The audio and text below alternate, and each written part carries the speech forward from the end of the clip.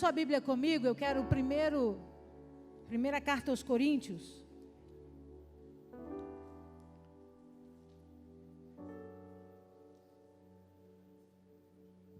Primeira Coríntios, capítulo 1.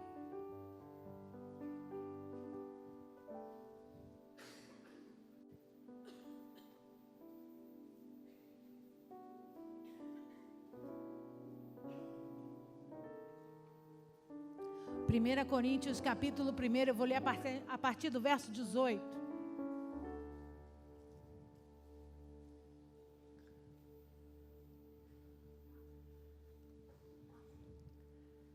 Você achou? Diga amém. Assim diz o Senhor para nós essa noite: certamente a palavra da cruz é loucura para os que se perdem, mas para nós que somos salvos, poder de Deus. Pois está escrito: destruirei a sabedoria dos sábios e aniquilarei a inteligência dos instruídos. Onde está o sábio? Onde o escriba? Onde o inquiridor desse século? Porventura não tornou Deus louca a sabedoria do mundo? Visto como na sabedoria de Deus, o mundo não o conheceu por sua própria sabedoria, aprove a Deus salvar os que creem pela loucura da pregação. Porque tanto os judeus pedem sinais, como os gregos buscam sabedoria. Mas nós pregamos a Cristo crucificado, escândalo para os judeus, loucura para os gentios. Mas para os que foram chamados, tanto judeus como gregos, pregamos a Cristo, poder de Deus e sabedoria de Deus. Porque a loucura de Deus é mais sábia do que os homens, e a fraqueza de Deus é mais forte do que os homens. Amém? Feche os seus olhos, abaixa a sua cabeça. Poderoso Deus, em nome de Jesus, essa é a tua palavra. E nós estamos aqui reunidos para ouvir a tua santa voz, para crescer no conhecimento e para experimentar tudo aquilo que o Senhor tem para nós. Por isso eu me coloco atrás da cruz de Cristo, a sombra do Onipotente. Eu te peço, Senhor, toma esse altar que é teu de honra e direito, ministra sobre nós, para a glória do teu nome, no nome poderoso de Jesus. Amém, amém, amém. Você pode aplaudir ao Senhor? A Ele a honra, a glória e o louvor para sempre. Aleluia. A carta à igreja dos Coríntios foi escrita pelo apóstolo Paulo.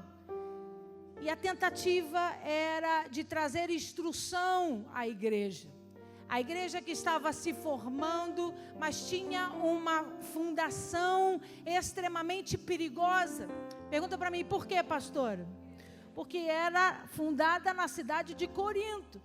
Estava debaixo do governo grego, automaticamente debaixo de ritos religiosos pagãos, a idolatria muito forte e cultura extremamente influenciadora, mas também o poder grandioso da filosofia.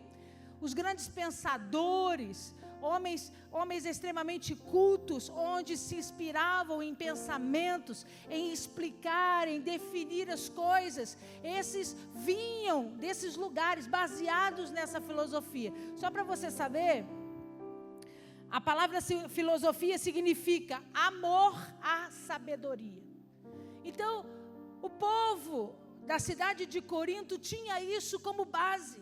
Eles tinham a referência de conhecimento. Como que você intitula alguém que é sábio?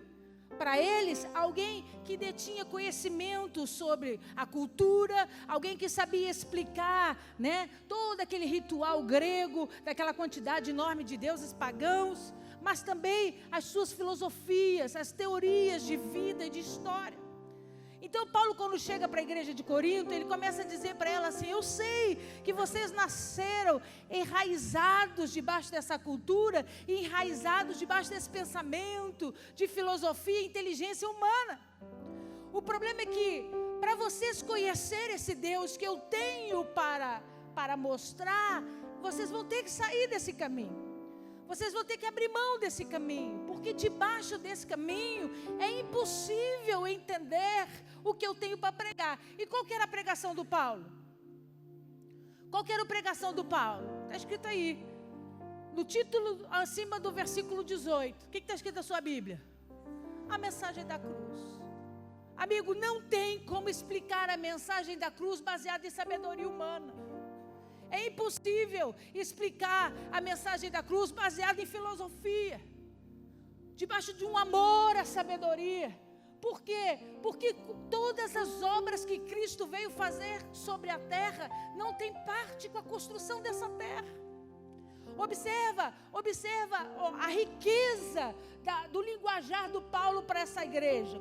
Lê comigo, versículo 18. Certamente a palavra de cruz é loucura para os que se perdem, mas para nós que somos salvos, poder.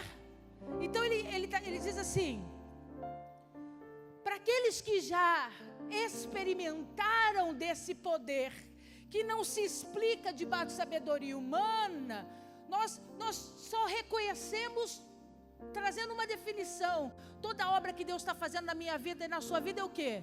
Manifestação de poder. Manifestação de poder. Por quê? Porque recebemos, experimentamos. Mas o Paulo diz: mas para aqueles que estão perdidos, mas para aqueles que nunca passaram por essa experiência, essa mensagem é o quê? É o quê? É loucura. Não faz sentido algum. Eles olham as nossas histórias, as nossas narrativas, riem de nós, debocham. Por muitas vezes nós, crentes, fomos taxados de ignorantes. Só tinha crente, gente analfabeta, gente que não se formava, gente que tinha pouca escolaridade. E esse era o discurso universal. Não discute com crente não, porque crente é doido. Não discute com crente não, porque crente não tem argumento. Tudo dele é Deus, tudo é poder, ou tudo é diabo, tudo é o Espírito, ou tudo é a glória. Não dá para conversar com o crente. Você está aí? E o Paulo estava dizendo para ele: ei, Corinto, para vocês experimentarem o que Deus tem, esquece a filosofia humana, esquece tudo o que vocês aprenderam. Ou vocês mergulham naquilo que vocês não entendem, ou vocês vão passar a vida toda sendo apenas questionadores de uma obra que não se explica, se vive para a louvor e honra do Senhor. Ele continua, leia comigo. Paulo dizendo: pois está escrito: destruirei a sabedoria dos sábios e aniquilarei a inteligência dos... Ele está dizendo, o Paulo repete uma profecia. Ele repete uma palavra que já foi anunciada no Antigo Testamento. Ele diz: esse é o papel da obra da cruz. Esse é o papel da obra da cruz. Anular. Ele diz: destruir toda a sabedoria humana. Pois está escrito. Ele está dizendo, já foi revelado, já havia sido anunciado, já foi declarado nas escrituras sagradas que ia acontecer. Aí ele diz: destruirei a sabedoria dos sábios e aniquilarei a inteligência dos instruídos. Por que Paulo diz isso? Porque desde Gênesis, desde o livro de Gênesis, Deus opera sobre a terra debaixo de mistérios, não debaixo de respostas humanas. Para pensar comigo. O primeiro livro da Bíblia, a gente começa a ler o primeiro livro da Bíblia, e a historinha que está lá é que Deus cria o homem do barro, faz um bonequinho de barro, sopra nele, e ele vira alma vivente, e começa a dominar a terra, começa a dar nome aos animais.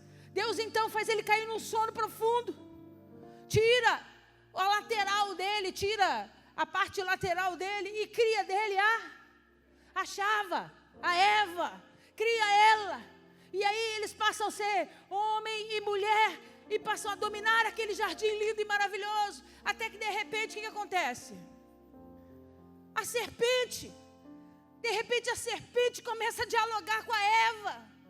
E começa a dizer para ela: será que se você comer dessa árvore, será que realmente vai ter algum tipo de castigo sobre você?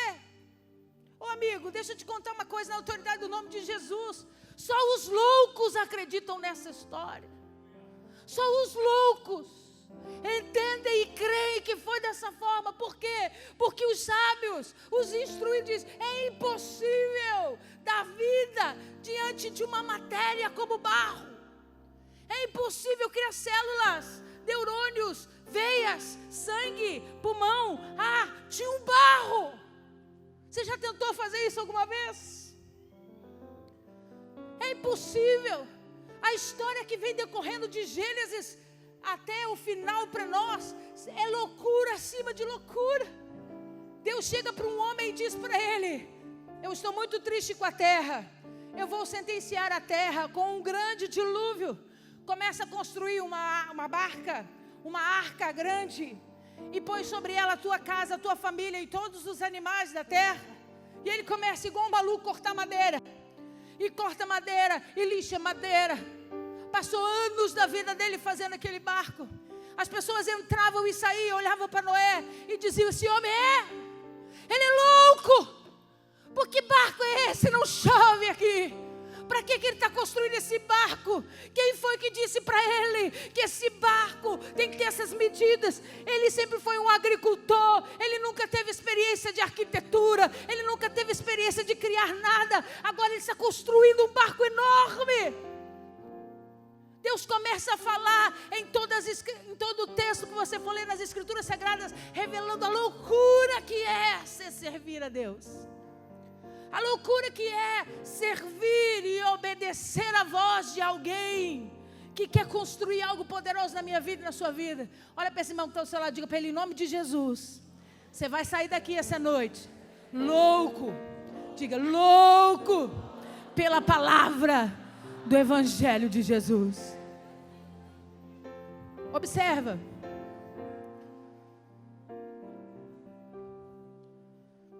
Versículo 20. Onde está o sábio? Onde o escriba? Onde o inquiridor desse século? Porventura não tornou Deus louca a sabedoria do homem? O apóstolo Paulo chama a atenção e diz: onde estão os homens mais inteligentes? Chama eles para explicar o que aconteceu na tua vida.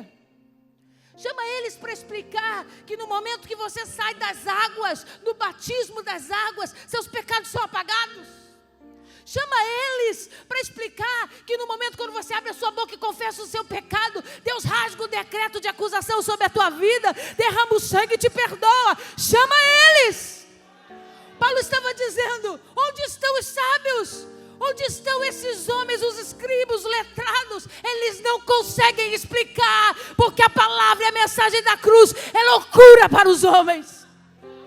Eles não conseguem alcançar, porque estão humanamente presos a uma verdade que os olhos veem, a uma verdade onde ele consegue alcançar com a sua visão.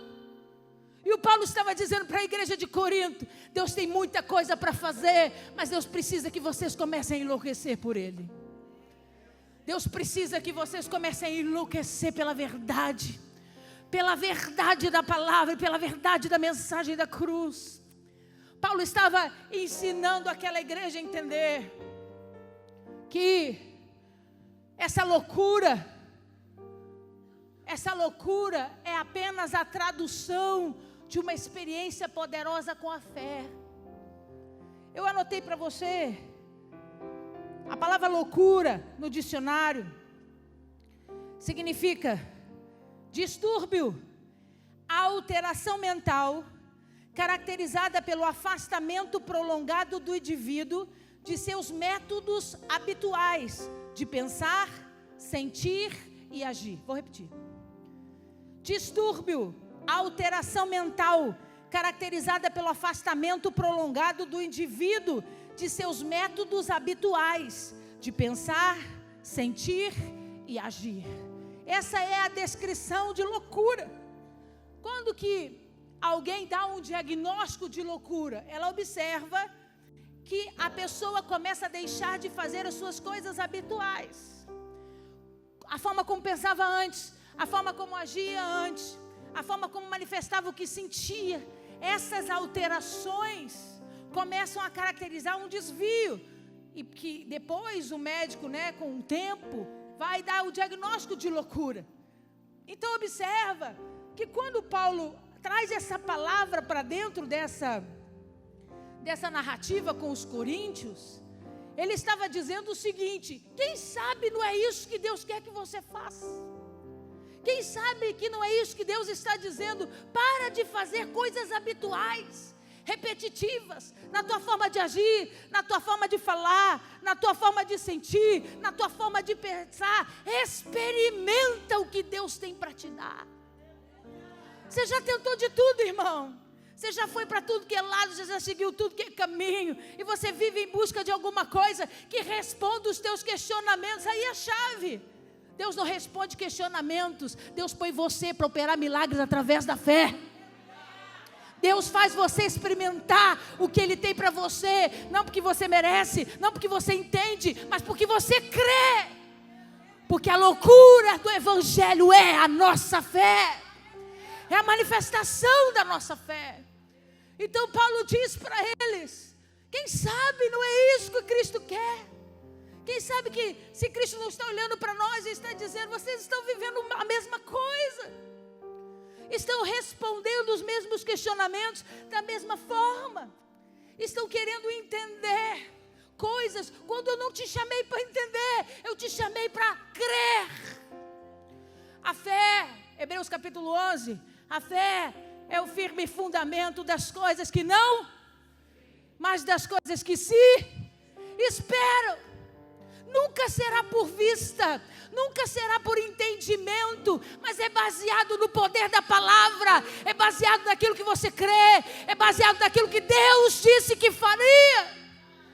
Por que Noé construiu a arca? Porque Deus disse: eu vou fazer chover, faz a arca e salva a tua casa. Não estava baseado no que Noé estava vendo, estava baseado na palavra de Deus. Observe o que o apóstolo Paulo diz, versículo 21. Visto como, na sabedoria de Deus, o mundo não o conheceu por sua própria sabedoria, aprove Deus salvar os que creem pela loucura da... Ah, varão, entende isso aí essa noite? Ele diz assim: aprove Deus salvar os homens pela loucura da pregação da palavra. Você chega aqui arrebentado, com uma lista enorme de culpa, de feridas, de mágoas, de pesos, de circunstâncias e situações que você viveu ao longo da história da sua vida. Aí no finalzinho do culto, faltando 1 minuto para acabar, o ministro que está nesse altar diz assim: assim diz as Escrituras, se você ouvir, crer que Jesus é o Senhor da sua vida, no seu coração, e confessar isso com a sua boca, Ele salva você. E você passa a ser chamado de varão. 50 minutos de pregação, no último minuto, Deus para o culto e diz: é para quem crê, não para quem entende, não para quem quer justificar, não para quem quer explicar. Crê somente e vem. Aleluia, aplauda Jesus. E aí o Paulo diz: Deus formou homens não para viverem debaixo de construção da sua própria sabedoria, mas debaixo de uma fé motivada pela palavra, por aquilo que eles ouvem de Deus, por aquilo que vem do Senhor para a vida deles. E ele começa a reforçar isso sobre a comunidade e dizer para eles: nós precisamos crescer. Enquanto a nossa cidade de Corinto, enquanto o povo da cidade pensa que nós só seremos grandes se formos filósofos, ou se formos experimentados na cultura grega, ou na história da idolatria pagã, Deus está dizendo que os sábios são aqueles que ouvem e me obedecem. Os sábios são aqueles que desenvolvem em Deus essa técnica do crer. É muito louco entender a mensagem da cruz. É muito louco entender que a Bíblia conta para nós que pelo som da palavra, Deus disse: haja luz, e houve.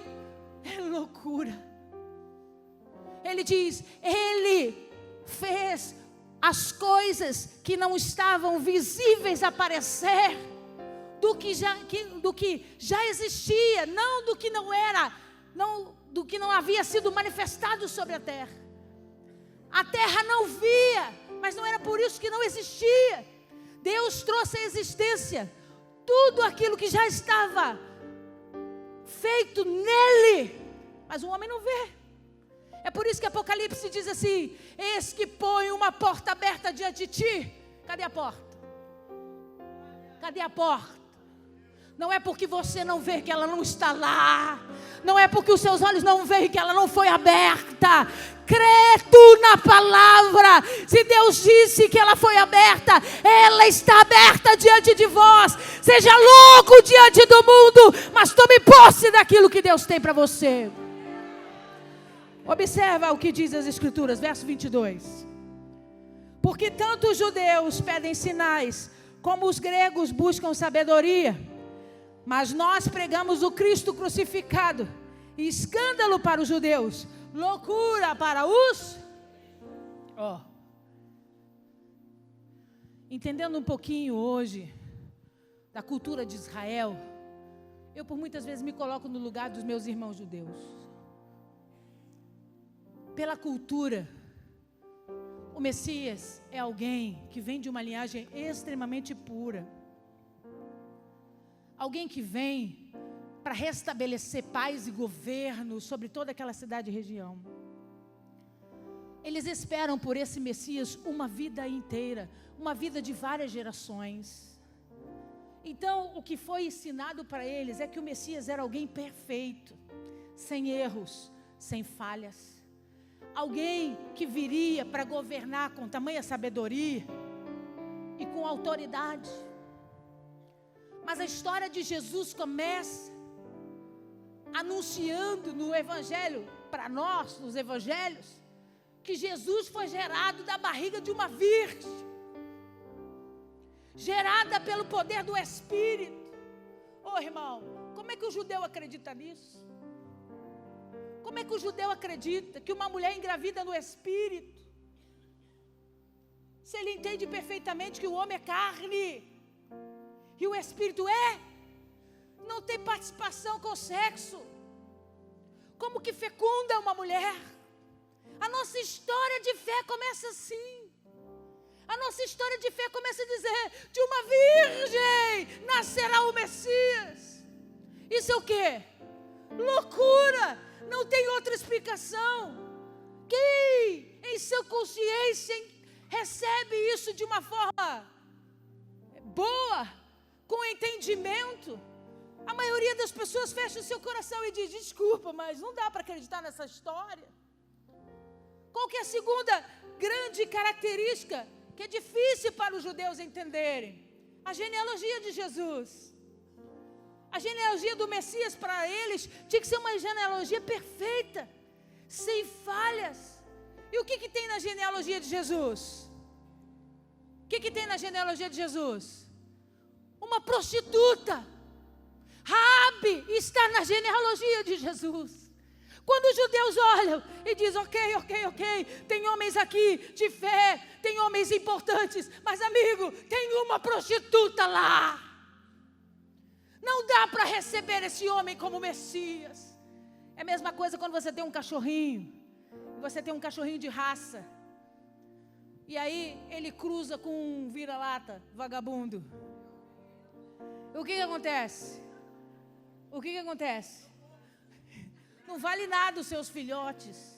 Não vale nada, porque perdeu o pedigree, perdeu a autenticidade. Você está aí? O que o judeu entende? Desculpa, não dá para crer que esse homem é o Messias. Tem uma prostituta na genealogia dele. E aí ele diz: é loucura para os judeus, porque eles estão procurando explicações. Eles querem um rei. E olha que engraçado, eles buscam um rei. E eu não tenho a menor dúvida que se Jesus tivesse vindo sobre Israel, montado num cavalo branco, vestido com manto escarlate, de coroa na cabeça, com um exército poderoso de anjos ao seu redor, o céu abrindo. Amigo, não tinha um judeu que não dobrava o joelho para ele. Não tinha um judeu que não abaixava na hora e dizia: Yeshua HaMashiach. O problema é que ele decide nascer em Belém, numa manjedoura. E ele entra em Jerusalém pela última vez montado num jumento. O judeu diz: pode ser o seu, Messias, mas o meu vem em glória. O meu não vem desse jeito. O meu não pode se manifestar dessa forma. Por quê? Porque eles criaram dentro da cabeça deles uma fórmula. E eles não conseguem enxergar através das evidências a manifestação do poder desse Deus. Pastor, o que a senhora quer dizer para nós? Eu quero dizer que o grande desafio do Paulo era ensinar aqueles homens a agir debaixo de loucura. Qual que é a primeira grande característica de um homem que está louco? Alguém conhece alguém aqui? Além de nós. Qual que é a primeira grande característica de um louco? Obstinação. Amigo, ninguém tira da cabeça dele o que ele acredita que é verdade. Ele vai olhar para essa parede e vai dizer: vermelho, vermelho, adoro vermelho, adoro vermelho, vermelho. Aí você diz: não é vermelho, é palha, café, sei lá, mas não é vermelho. Ele diz: é vermelho. Ah, vermelho, eu amo vermelho. Porque o louco não está preocupado com se os outros creem ou não. O outro não está preocupado se os outros entendem a visão que ele tem ou não. Ele simplesmente segue aquilo que ele acredita. E o Paulo usou esse termo para dizer para nós: chegou a hora dessa geração começar a manifestar essa loucura. Parar de olhar para o que está dando errado nesse mundo e começar a dizer: eu sei o caminho da cruz, eu sei o caminho do reino, eu sei o caminho da salvação. E é isso que eu vou viver.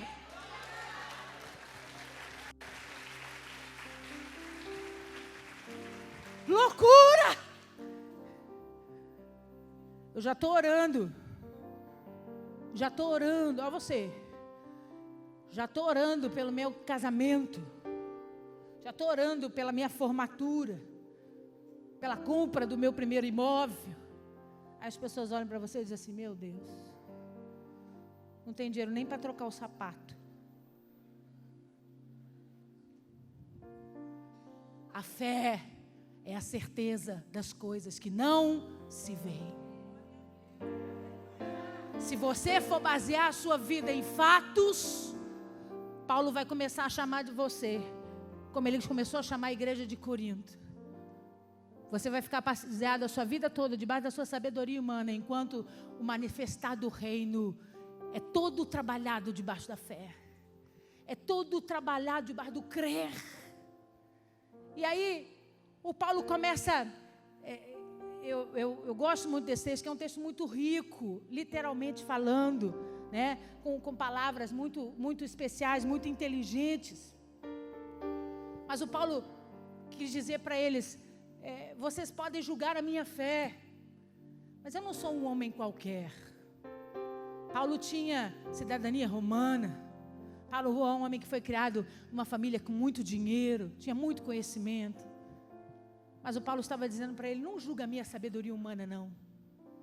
Eu quero que vocês olhem para mim não como um cidadão romano cheio de dinheiro, ou que fala bonito porque aprendeu aos pés de Gamaliel. Eu quero que vocês olhem para mim enxergando a minha loucura. Porque até pouco tempo atrás eu saía por aí matando cristãos.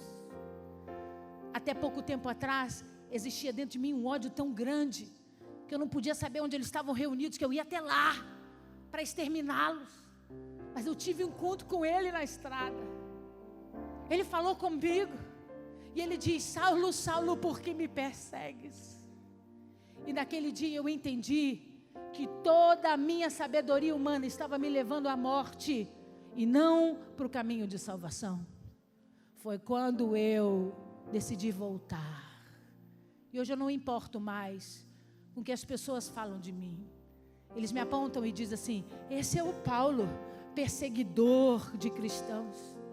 Mas ele diz: hoje eu vou para as prisões, hoje eu vou para o sinédrio, hoje eu vou aonde eles me levarem, não para falar da sabedoria humana, mas para mostrar para eles o tamanho da minha fé.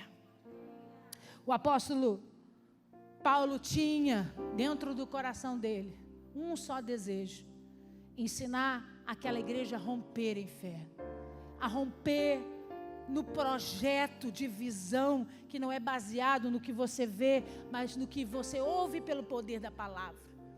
Amigo, a gente tem que parar com o exercício de olhar para nós todas as vezes, e o Senhor dizer para nós: ser forte e corajoso.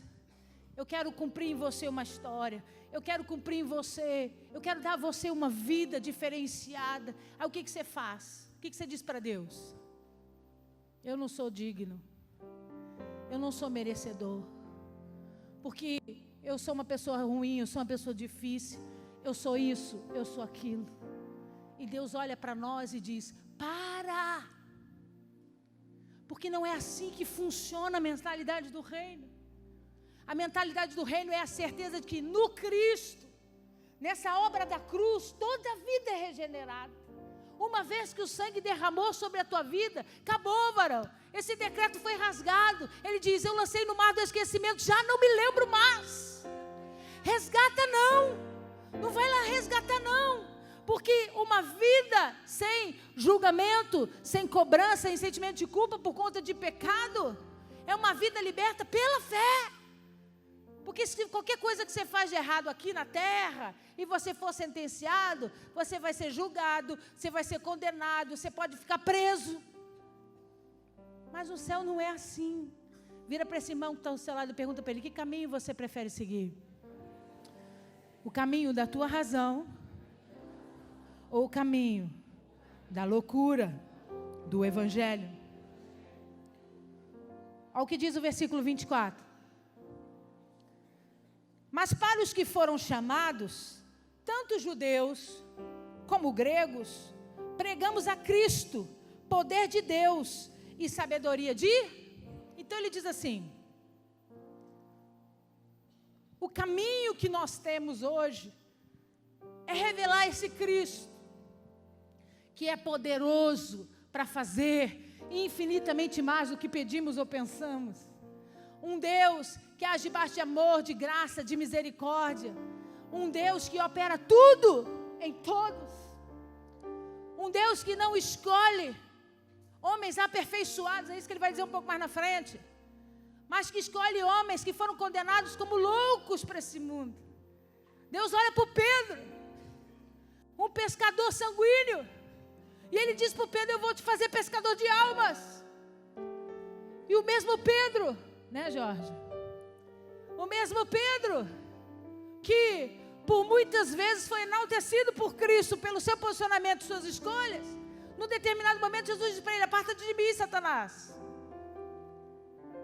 Mas esse Pedro, que Jesus escolheu para caminhar com ele, seguiu a história como um dos maiores apóstolos de Cristo, operando sinais na pregação e na conversão de homens.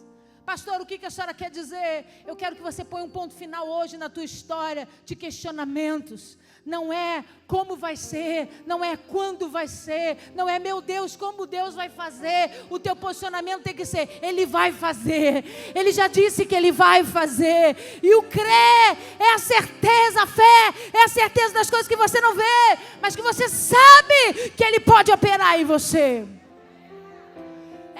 É se posicionar de uma forma diferenciada. É parar de andar por vista. É parar de andar debaixo de achismos. É muito louco o evangelho. É muito louco entender o que Deus faz. Ele diz assim: onde 2 ou 3. Me ajuda a pregar. Onde 2 ou 3. O que Ele faz? Olha que louco isso. Precisa de 2 ou de 3 juntos em oração. Ele vem. Ele desce do trono. Ele desce do trono. E Ele vem. Ele se manifesta. Ele age. Olha que louco isso. Ele diz assim: feche os teus olhos, adore. E Ele diz: e no momento onde você menos esperar, o poder do Altíssimo te envolverá. O Espírito descerá sobre você. E Ele vai revestir você de inspiração, de autoridade. Como que isso acontece? Como que esse poder desce, nos envolve? Sua perna começa a tremer e você diz: eu não estou fazendo isso não, ó. Não sou eu que estou fazendo isso não. Tem alguma coisa errada. Eu não sei por que eu não paro de chorar. Eu não sei por que eu não paro de chorar. O coração está disparado aqui. Eu não sei por quê. Não se explica, querido. Não tente explicar o que não é para explicar. Não tente justificar o que não é para justificar. É fé, é manifestação de poder de Deus, é a glória de Deus sobre nós. Versículo 25. Ele diz assim: porque a loucura de Deus é mais sábia do que os homens, e a fraqueza de Deus é mais forte do que os homens. O que o Paulo estava dizendo? Quando eles te lançarem numa cova com leões, o homem vai dizer assim, ó: acabou. As feras vão comer e vão destruir. E o que Deus fez? Mandou um anjo lá, fez carinho no leão e disse para ele: quietinho, quietinho, deixa o homem de Deus passear no meio dos leões. Quando as autoridades chegaram à beira da cova e olharam, não entenderam nada. Os leões passeando perto das pernas do homem de Deus, sem manifestar nenhum tipo de interesse de comê-lo ou destruí-lo. Porque a loucura de Deus é muito maior do que a sabedoria dos homens. Jorge disse isso ontem aqui no Conexão. É impossível um homem andar sobre as águas. Densidades completamente diferentes. Não tem o que se possa fazer que justifique esse episódio. Mas ele olha para Jesus e diz: se é tu mesmo, me deixa ir. O que o Pedro manifestou? O que o Pedro manifestou? Fé! E aí o Cristo disse para ele: vem. E ele sai do barco andando sobre as águas. O que é isso? A loucura de Deus é muito maior do que a sabedoria dos homens. Não se explica. Não tente explicar o que não é explicável. Não tente justificar o que não é justificável. Deus está dizendo para você: eu levantei você, igreja, como um grupo que vai agir debaixo de fé e não debaixo de vista, que vai esperar pela palavra, que vai ser movido pela direção de Deus, que vai acreditar em Deus, todas as suas expectativas e realidades. Por quê? Porque já entendeu que desse mundo só se entende. Os sábios desse mundo só entendem o governo dessa terra, não conseguem alcançar a cabeça, a mente do nosso Deus Todo-Poderoso. O Paulo vai continuar esse discurso. Vê comigo, por favor, versículo 27, eu vou terminar.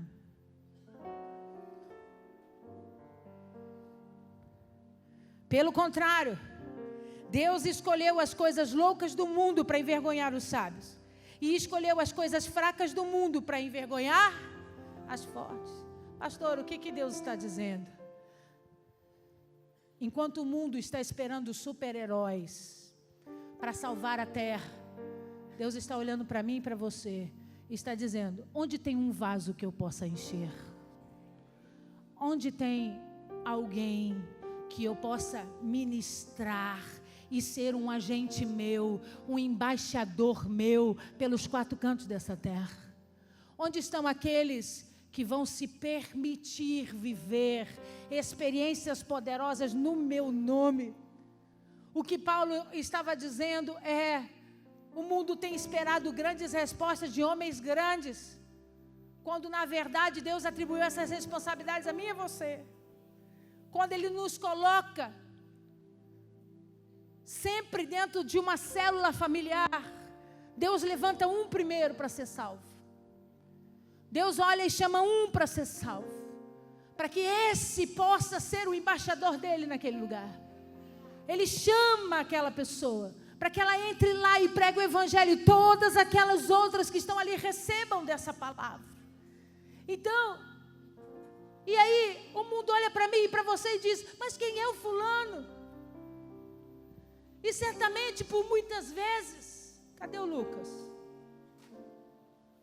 O Lucas, por muitas vezes, seu irmão desconfiou da sua fé, desconfiou da sua conversão. Por quê? Porque era loucura. Um negão de 2 metros, que curtia a vida doidado, de repente parar tudo, entregar a vida para Cristo e começar a declarar: eu sou de uma mulher só, eu tenho uma casa, eu tenho uma filha, eu quero viver para essa casa, para essa família, e eu quero gerar Cristo em outras pessoas.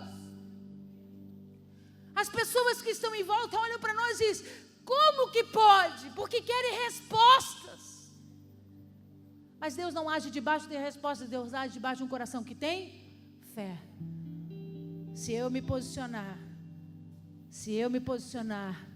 Deus pode usar a minha vida para salvar a minha casa. Deus olha e diz: gostei desse cara. Gostei desse cara.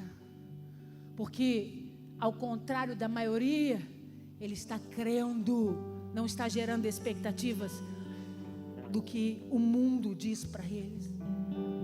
Pastora, por que a senhora trouxe essa palavra para nós essa noite? Porque eu quero que você passe a experimentar coisas poderosas que Deus quer fazer, mas que às vezes o start não está acontecendo, porque você está preocupado como isso vai acontecer. Você está preocupado em entender como Deus vai fazer, quando o nosso papel é apenas crer. Quando o nosso papel é apenas ser gerado debaixo de fé. E dizer para nós mesmos, tem uma palavra que diz que o Senhor consolará toda lágrima que cai. Eu creio nessa palavra. Eu creio que meu dia de alegria vai chegar. Eu creio que meu dia de restauração vai chegar. Ele vai fazer essa obra na minha vida. Vai na tua força, querido. Vai debaixo dessa fé. Paulo pregou para a igreja de Corinto para dizer para ele: chegou a hora de nós sermos a loucura que o mundo precisa.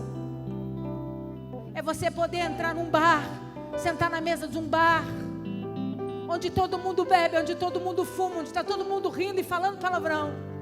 Você sentar lá, tomar o seu guaraná, conversar o que você tem que fazer, sem se sentir constrangido, porque a maioria é diferente de você.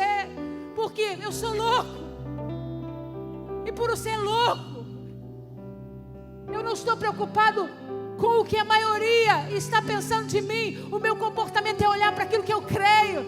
E como louco eu vou dizer: eu não estou nem aí se eles estão fazendo, eu não estou nem aí se eles estão bebendo. Eu decidi não fazer. Eu decidi ser marido de uma mulher só. Eu decidi ser esposa de um marido só. Eu decidi seguir a Cristo. Eu decidi viver o que Deus tem para mim. E isso nos basta.